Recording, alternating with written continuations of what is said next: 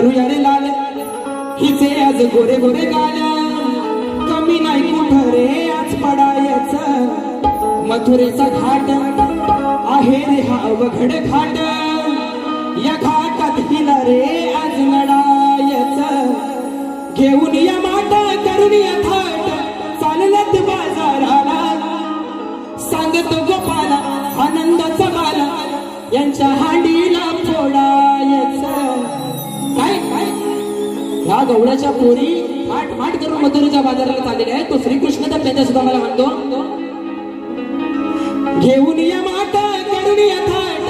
चाललत बाजाराला सांगतो गोपाला आनंदाचा बाला यांच्या हांडीला फोडायच करूया रे लाल हिचे आज गोरे गोरे गाल